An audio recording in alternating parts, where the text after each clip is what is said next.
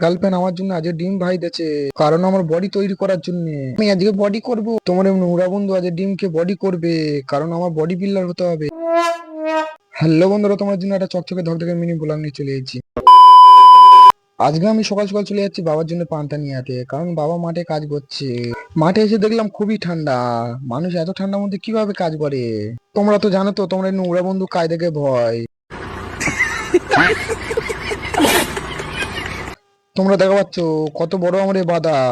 এই মাথা থেকে ওই মাথা সব বাবা একাই কাজ করেছে, আমি একটু কাজে হাত দিইনি। তারপরে বাবার কাছে পান্তা দিয়ে এসে যাওয়ার সময় দেখলাম একটা দাদা বৌদি মাথায় করে তোলা নিয়ে যাচ্ছিল। তারপরে দেখলাম মা আমার এই গরুটা নিয়ে গাছে ঘোড়ায় একটা বেঁধে দিয়ে গেছিল। তারপরে বাড়ি যাওয়ার সময় দেখলাম আমার দাদু পোস্টারে বসে আছে। আমার দাদু আমার দেখা পেয়ে বললো, পুষ্পরাজ কোনোদিন ঝুঁকেগা নেই। তারপরে আমার দাদুকে আমি বললাম, ঝুঁকেগা নেই বলে তুমি তো ঝুঁকে গেলে। পরে আমার দাদু আমাকে বললো, এই শালা আমার গার্লফ্রেন্ড কোথায়? আমি বললাম, আবার তোমার গার্লফ্রেন্ড আছে? তারপরে ঘরে এসে দেখলাম আমার হাতে টমেটো গাছে টমেটো হয়েছে। আজকের ভিডিওটা এই পর্যন্ত।